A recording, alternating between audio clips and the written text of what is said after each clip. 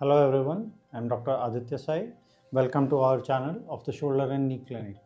So here we keep on discussing about various topics related to the shoulder, knee issues, sports surgery and so on and so forth.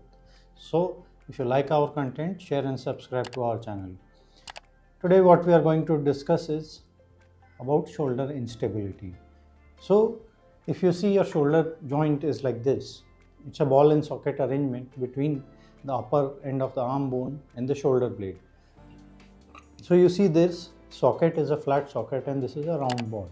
So inherently your shoulder gets a lot of mobility. But a downside of that is it is the most frequent large joint in the body to dislocate. So there are certain structures which give stability to your shoulder. So one are these group of muscles around the shoulder called the rotator cuff. So they pull the ball towards the socket and keep it engaged. So that's called concavity compression or the effect of the rotator cuff. Then in addition to that, around the socket there is a tissue known as a labrum. So it's like a towel like tissue which increases the depth of the socket and gives stability. There are ligaments around the shoulder. So these act as stabilizers of the shoulder and they insert between the ball and the socket. So specifically they insert into the labrum. So now what is shoulder instability and shoulder laxity? So if you see the general population, you will have some individuals who have more hypermobile joints compared to the other, like they can touch with their thumb to the forearm or they can hyperextend their elbows, so on and so forth. So these are people have lax ligaments in general in the body, so they have an excess of excursion of the shoulder. So that's called a laxity. It's a physiological phenomena. Now what is instability? So instability is something abnormal. So it is when there is a pathological process in the shoulder joint. So instability can be due to an injury or it can be an abnormal manifestation of this laxity in the hyperlax individuals. So typically the most common individuals we see is with post-traumatic instability, that is after an injury. So what happens is when there is an injury to your shoulder joint, specifically in this kind of a position, the shoulder moves like this and it dislocates. So when it dislocates in the front, there is typically a ligament tear from here to here. So that is typically called as a Bankart lesion, which extends from 3 o'clock to 6 o'clock. When the shoulder dislocates first time, typically there is just a Bankart lesion. In some individuals, there can be an associated avulsion or a chip fracture of the socket, which is known as a bony Bankart. When somebody dislocates the shoulder repeatedly, then this bone over the socket or the glenoid is hard. So there is bone loss there and this bone over the ball is softer. So it generally develops a depression there, which is known as a Hill-Sachs lesion. Now treatment of shoulder instability depends on the etiology, the duration, the severity of bone loss and the Hill-Sachs lesion. So there are multiple treatments for this. So firstly, when we talk about non-traumatic instability or the individuals who have hyperlax joints, primarily it is treated with physiotherapy, strengthening the rotator cuff around the shoulder, which increases the stability of your shoulder joint. These individuals do not respond to the trial of physiotherapy, then only a surgical treatment is required. Wherein all these ligaments which are around the shoulder, which have become loose or are inherently loose, are tightened up through a process known as a capsular plication, which can be done in an open surgery or an arthroscopic surgery with equivalent results. Now looking at the other spectrum, which is a traumatic instability. So typically with traumatic instability, the primary treatment depends on the age of the individual.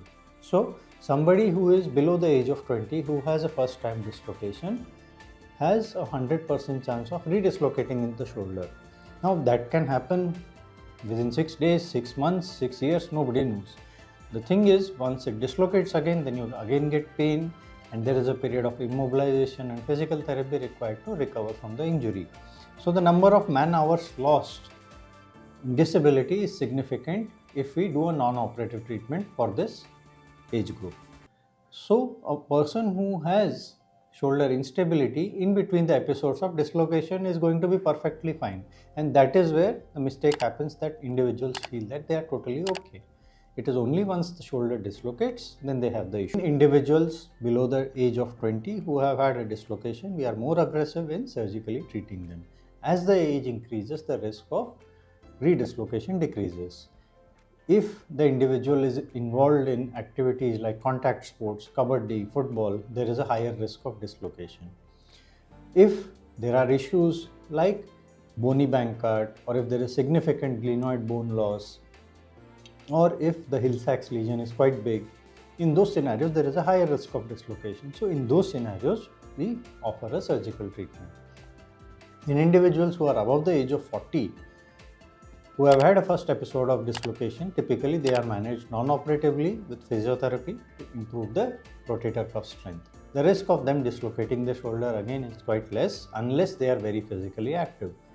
If they happen to have a shoulder dislocation again, then we do a surgery. Individuals above the age of 60 represent a different age group altogether. Typically, these individuals dislocate their shoulder not because of ligament tears, but typically because of the rotator cuff tears. So, if you remember, we have told before also that the rotator cuff is a very important stabilizer of the shoulder joint. So, typically individuals above 55-60 have associated rotator cuff tears which need to be addressed. So, that is a different discussion altogether. Now, focusing on surgical treatment of shoulder instability between the age of 16 to 45. So, where we do a surgery. So, there are multiple surgical options and there is nothing better than the other. It depends on the demands of the individual, what profession he is involved in, what is his activity level, what is the age, whether they are going to play contact sports, and how significant the bone loss is. So, in individuals who are recreational athletes, younger individuals who don't have significant bone loss, in those scenarios, keyhole surgery known as an arthroscopic Bankart repair is done, where the torn labrum is stitched back to the bone with the help of devices known as anchors. So this is a very small surgery done through very small cuts around your shoulder. We put the instrumentation and the camera in the joint, we visualize the injury and repair the damage. Typically, the individual can be discharged the same day or the next day of the procedure. They can start using their hand immediately for activities like buttoning the shirt, typing, writing and everything. And there is a phase of rehabilitation involved, and typically it takes around 3 to 4 months to get the full movement and function of the shoulder back.